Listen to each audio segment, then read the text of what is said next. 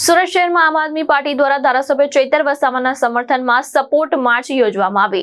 Baroda prestige ખાતેથી શરૂ થયેલી આ માર્ચ મિની બજાર ખાતે આવેલી સરદાર પટેલની પ્રતિમા સુધી પહોંચી હતી। માર્ચમાં મોટી સંખ્યામાં આમ આદમી પાર્ટીના કાર્યકર્તા, હોદ્દેદારો અને સમર્થકો જોડાયા હતા। ચૈતર વસાવાને થયેલી સજાના વિરોધમાં અને તેમના સમર્થનમાં પદયાત્રાનું આયોજન કરવામાં આવ્યું હોવાનું આપના આગેવાનોએ જણાવ્યું હતું। કાર્યકરો હાથમાં ચૈતર વસાવા તુમ આગે બઢો હમ તુમ્હારે સાથે લખેલા બેનર સાથે જોડાયા હતા અને સમગ્ર માર્ગ પર સમર્થનના નારા લગાવ્યા હતા। માર્ચ દરમિયાન પાર્ટીના કાર્યકરોએ ચૈતર વસાવા પ્રત્યે એકતાને સમર્થન વ્યક્ત કર્યું હતું। नमस्कार, હું સ્મિતાબેન ધોરાજીયા, આમ આદમી પાર્ટી કોર્પોરેટર સુરત શહેર। આદિવાસી સમાજના યુવા નેતા ધારાસભ્ય શ્રી ચૈતરભાઈ વસાવાના સમર્થનમાં આજે આ પદયાત્રાનું આયોજન કરવામાં આવ્યું છે। સમગ્ર ગુજરાતમાં એમના સમર્થન માટે આ પદયાત્રાનું આયોજન રાખવામાં આવ્યું છે। આદિવાસી સમાજનો અવાજ બનીને વારંવાર ભાજપની સામે લડ્યા, પણ ભાજપના પેટમાં તેલ રેડાયું, તેથી આદિવાસી સમાજના ચૈતરભાઈ વસાવા ઉપર વારંવાર ખોટા કેસો કરીને તેમને જેલમાં મોકલવામાં આવ્યા, પણ ચૈતરભાઈ વસાવા ડર્યા નથી, ઝૂકશે નહીં અને ઝૂક્યા નથી। સમગ્ર આમ આદમી પાર્ટી તેમની સાથે ઊભી છે, ઊભી હતી અને ઊભી રહેશે।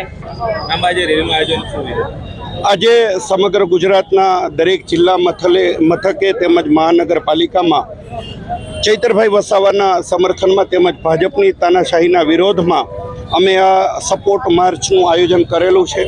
સુરતના તમામ કાર્યકર્તા, નેતાઓ, કોર્પોરેટરશ્રીઓ આ માર્ચમાં જોડાયા છે।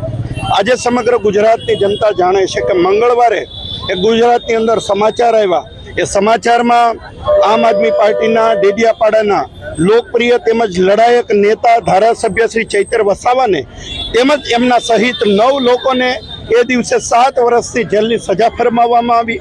અને બીજી તરફ સમાચાર એવા આવે છે કે રાજદ્રોહના ગુનાની અંદર ભાજપના ધારાસભ્ય હાર્દિક પટેલના સહિતના તમામ લોકોના કેસો પાછા ખેંચવામાં આવે છે। આવું શા માટે કરવામાં આવે કે એક તરફ ચૈતર વસાવાને 7 વર્ષથી જેલ આપવામાં આવે અને બીજી તરફ સરકાર કેસો પાછા ખેંચે? એટલા માટે કે ચૈતર વસાવા સતત ચૂંટાયા ત્યારથી લઈને આદિવાસી સમાજ માટે, આદિવાસી વિસ્તારની અંદર આદિવાસીના હક માટે સતત લડતા રહ્યા છે। આજે વર્ષોથી ભાજપ આદિવાસી વિસ્તારનું, આદિવાસીઓનું શોષણ કરતા આવ્યા છે, એમના ઉપર દમન કરતા આવ્યા છે, અત્યાચારો કરતા આવ્યા છે, એમની જમીનોને વિવિધ પ્રોજેક્ટના નામે એ લૂંટ ચલાવતા આવ્યા છે અને એમની સામે ચૈતર વસાવાએ સતત અવાજ ઉઠાવ્યો છે। આદિવાસી વિદ્યાર્થીઓની શિષ્યવૃત્તિની વાત હોય, આદિવાસી મહિલાઓની જ્યારે અધિકારની વાત હોય અને આદિવાસી ખેડૂતો સાથે થતા અન્યાયની વાત હોય, ચૈતર વસાવા હંમેશા લડ્યા છે અને એટલા માટે ભાજપના તેલ રેડાય છે।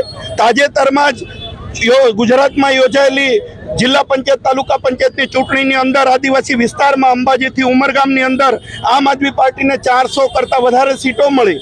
ડેડિયાપાડા અને નર્મદા જિલ્લાની અંદર ભાજપના કમળને કચડી અને એક તરફી ઝાડુ એટલે કે આમ આદમી પાર્ટી ચૈતર વસાવાના નેતૃત્વમાં સરકારમાં આવી। આજે નર્મદા જિલ્લાની અંદર તમામ જિલ્લા પંચાયતો આમ આદમી પાર્ટીની આવી અને એટલા માટે ભાજપના પેટમાં તેલ રેડાયું। એમણે ચૈતર વસાવાને દબાવવા માટે તમામ ઓફરો આપવામાં આવી। અગાઉ પણ અવારનવાર ખોટા કેસોની અંદર એમને જેલોમાં મોકલવામાં આવ્યા।